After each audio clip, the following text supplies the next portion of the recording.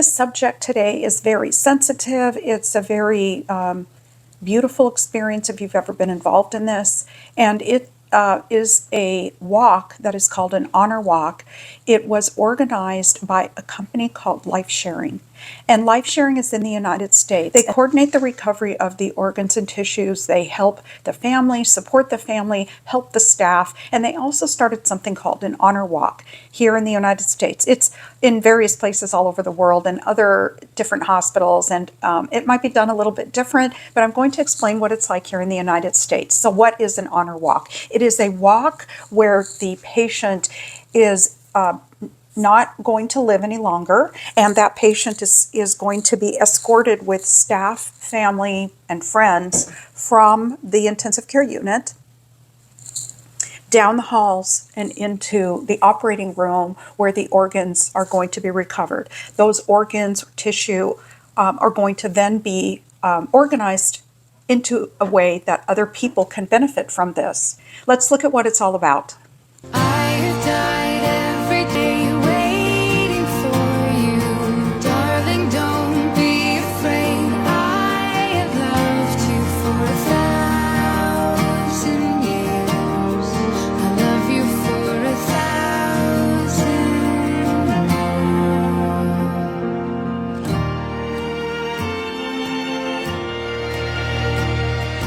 Time stands still.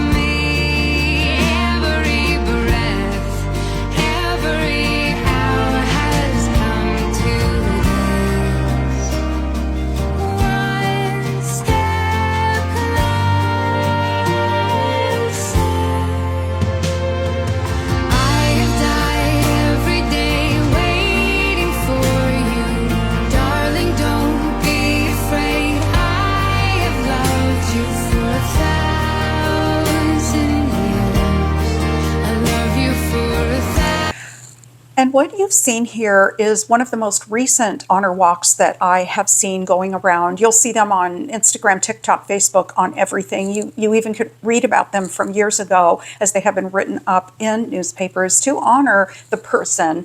Of course, not everybody, but whoever and whatever family would like their person to be shared or shown with pride at what they are doing. At the end of their life, they are declared to be unable to live any longer. They are brain dead, they have been declared brain dead, they are on life support, and they are then going to be escorted by family, friends, co-workers, clergy, whoever they want, and important people too in that are the staff. The staff and physicians and everybody who's been involved in that patient's care, as well as others who come to support the family and honor that person, are also going to be lining up along the hallways to support and escort that patient. So that person is going to be coming down from their hospital room to the operating room.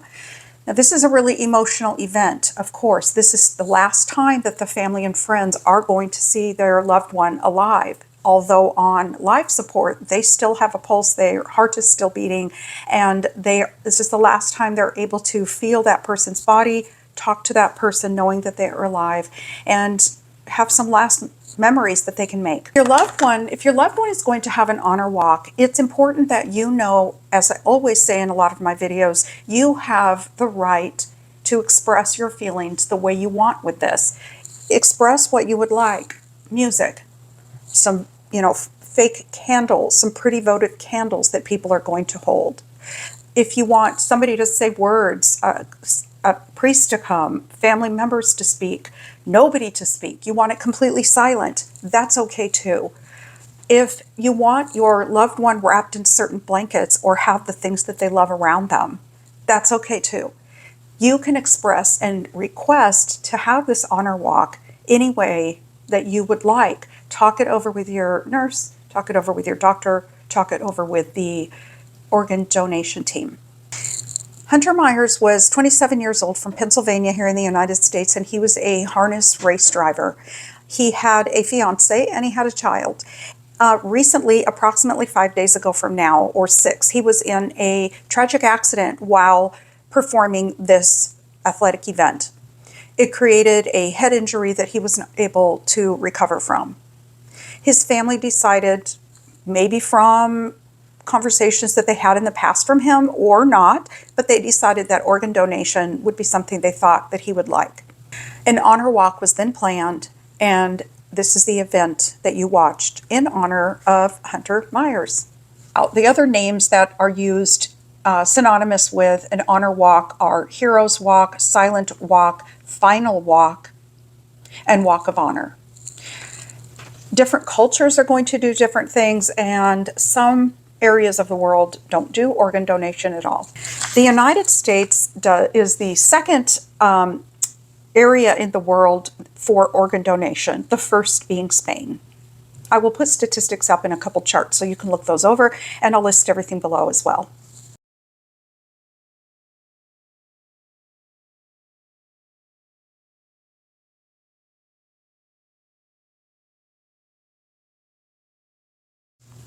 Let's talk about who can be an organ donor.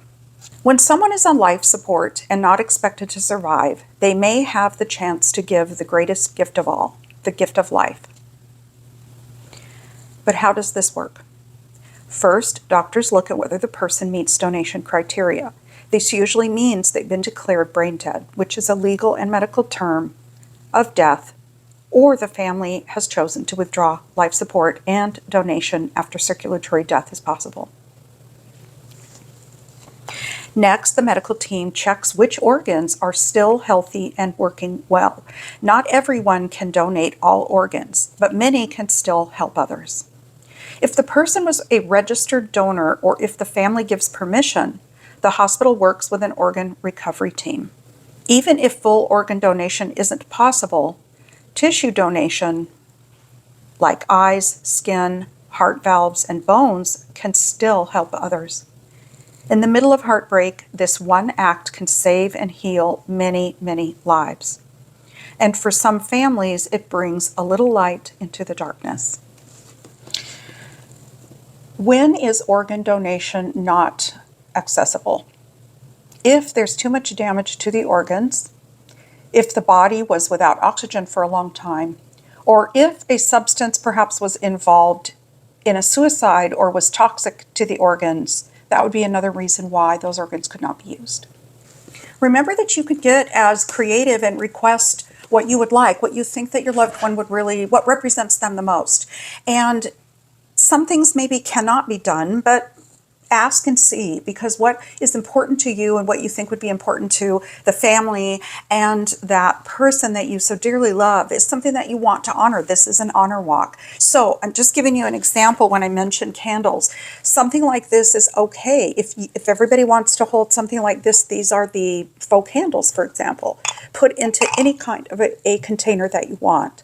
You can have music, you can have chimes. I think it is in San Diego, one of the hospitals there, that starts with a chime and ends with a chime.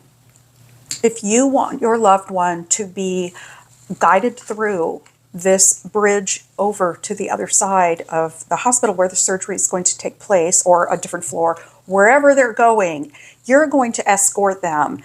And other loved ones, other people that are important in their lives are going to also be with them. You can hire a photographer, or you can have people not take pictures at all. Like I said, if you want it to be silent, it can be silent, or you can have somebody make a video.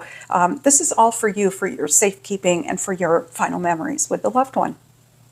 Organ donation is a personal choice, and it is something that you can make your friends, your family aware of, that you want to be an organ donor. If anything happens to me, it's good to have this communication before something maybe might happen, especially if you have some real specifics. For example, I am all for organ donation, but I don't want anything to happen to my eyes. All right, so you can say that. It's not all or nothing.